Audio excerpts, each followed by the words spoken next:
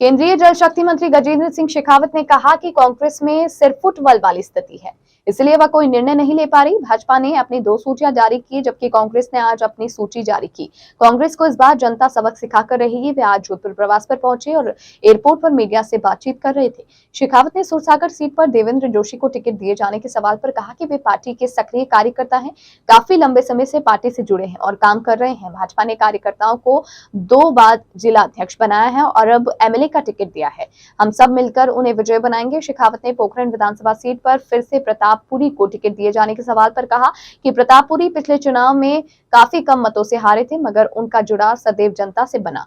इस बार वे प्रचंड बहुमत से जीतेंगे। वहीं एयरपोर्ट पर केंद्रीय कृषि राज्य मंत्री कैलाश चौधरी कांग्रेस शासन पर सवाल खड़े करते हुए इस बार राजस्थान में भाजपा की सरकार बनने की बात कही। उन्होंने कहा कि मुख्यमंत्री अशोक गहलोत के पौने 5 साल में जनता ने खून के आंसू रोए हैं।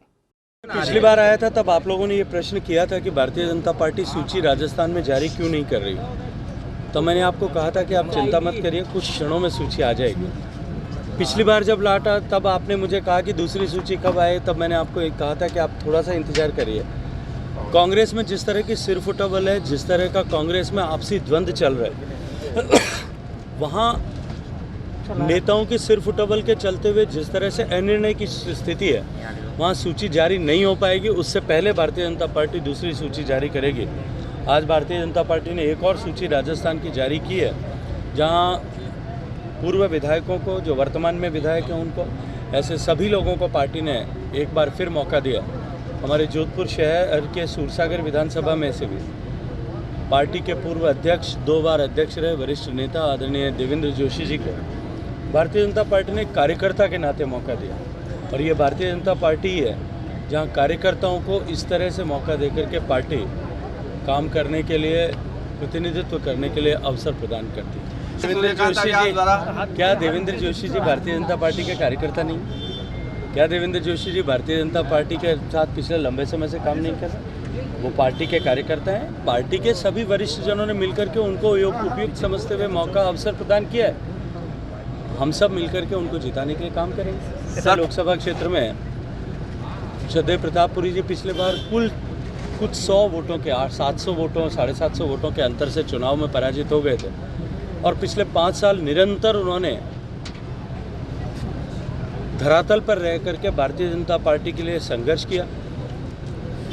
एक प्रभावी विपक्ष पोखरण में दिखाई दे, इस दृष्टिकोण से काम किया है और इस बार प्रचंड बहुमत से पोखरण में हम जीतेंगे, इसको सुनिश्चित करने के लिए हम सब लोग काम करें। सर, नरपत सिंह जी राजवी भारतीय जनता पार्टी के पुरोधा युग पुरुष भैरव सिंह जी के दामाद हैं। पूर्व में चित्तौड़ से 2 बार विधायक रहे हैं। पार्टी ने उनको वहां से अनुकूल समझते हुए अवसर प्रदान किया, निश्चित रूप से स्वागत योग्य है। ज्योति गहलोत कह रहे थे कि हम तो 2 महीने पहले सूची जारी करेंगे। अभी तक उनकी लड़ाई स्पष्ट जनता के सामने दिख रही है और भारतीय जनता पार्टी है वो निश्चित रूप से जो हमारे जिन्होंने काम कर रहे हैं कार्यकर्ताओं के ऊपर सबसे सर्वे करके और प्रत्याशियों का चयन करके आज सूची जारी हुई है और निश्चित रूप से सब में उत्साह है और भारतीय जनता पार्टी रिकॉर्ड बहुमत के साथ में जीतेगी, क्योंकि अशोक गहलोत की सरकार ने इन पौने 5 साल के अंदर जो राजस्थान की जनता को जिस तरह से खून के आंसू रुलाने का काम किया है और इसलिए जनता चुनाव का ही इंतजार कर रही थी। और कल आपने कुछ चैनलों पे सर्वे में भी देखा होगा कि भारतीय जनता पार्टी की स्पष्ट बहुमत की सरकार बन रही है। ऐसा है कि भारतीय जनता पार्टी के अंदर सभी से राय लेकर और सबकी सहमति से निर्णय होता है और निश्चित रूप से सबसे राय लेकर ये निर्णय हुआ है और जनता की भावना के अनुसार हुआ है। इसलिए मैं कह सकता हूँ कि निश्चित रूप से राजस्थान के अंदर